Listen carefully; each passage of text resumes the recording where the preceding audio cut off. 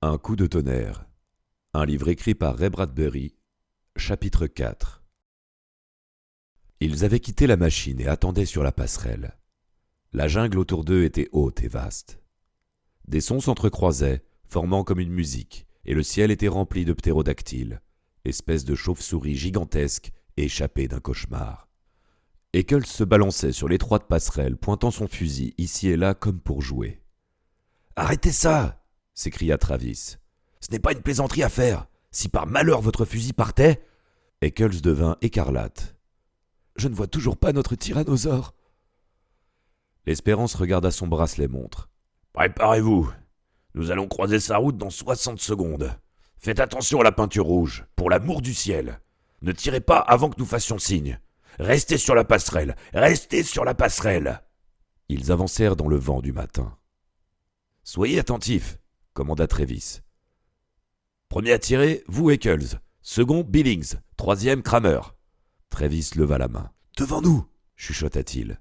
« Dans le brouillard, il est là, Sa Majesté le tyrannosaure !» La vaste jungle était pleine de gazouillements, de bruissements, de murmures, de soupirs. Et soudain, tout se tut, comme si quelqu'un avait claqué une porte. Le silence, un coup de tonnerre. Sortant du brouillard à 100 de mètres, le Tyrannosaurus Rex avançait. Il dépassait d'10 de mètres le sommet des arbres. Il arrivait planté sur d'énormes pattes, à larges enjambées, bondissant lourdement. Il ressemblait ainsi à un gigantesque dieu du mal. Ses pattes de derrière étaient de véritables masses d'os recouvertes d'une peau caillouteuse, brillante, semblable à l'armure d'un terrible guerrier. Chaque cuisse représentait un poids d'1 tonne de chair, d'ivoire et de mailles d'acier. Mais en haut de l'énorme cage thoracique sortaient ses 2 pattes de devant, ridicules, délicates, qui se balançaient devant lui, terminées par de vraies mains, mais qui auraient pu soulever les hommes comme des jouets. La tête elle-même était une pierre sculptée d'au moins 1 tonne agitée dans le ciel. La bouche géante laissait voir une rangée de dents aiguisées comme des poignards. L'animal roulait ses yeux grands comme des œufs d'autruche. Il ferma sa mâchoire avec un grincement de mort.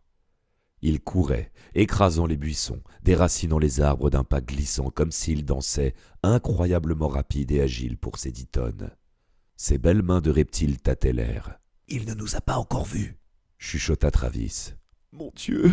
dit Eccles. « On ne pourra jamais le tuer !» Devant le monstre, son fusil lui semblait une arme d'enfant. « Nous avons été fous de venir, c'est impossible !»« Taisez-vous enfin !» souffla Travis. « Allez-vous-en, retournez dans la machine. Nous vous rendons la moitié de votre argent. »« C'est que, je m'excuse, je n'aurais jamais pensé que c'était si grand, » dit Eccles en sueur. « Je me suis trompé, je veux partir d'ici. Il nous a vus !» Le lézard du tonnerre se dressa sur ses pattes, une tache de peinture rouge sur la poitrine. Son armure brillait de 1000 éclats verts, métalliques. Dans tous les replis de sa peau, la boue gluante fumait. Toutes sortes d'insectes y grouillaient, et le corps entier semblait bouger et onduler même quand le monstre restait immobile. Il empestait. Une puanteur de viande pourrie se répandit sur la savane. « Sortez-moi de là !» s'écria Eccles, complètement épouvanté. « Ne vous affolez pas, retournez sur vos pas.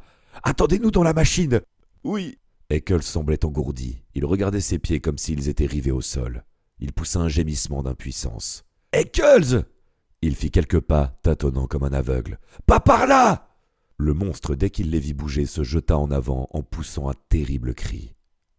En 4 secondes, il couvrit 100 de mètres.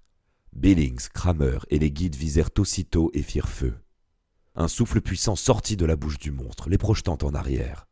Cela puait la bave et le sang décomposé. Il rugit et ses dents brillèrent au soleil. Les carabines tirèrent à nouveau. Leur bruit se perdit dans le vacarme de tonnerre que faisait le lézard. L'énorme queue du reptile se mit en marche, balaya la terre autour de lui. Les arbres explosèrent en nuages de feuilles et de branches.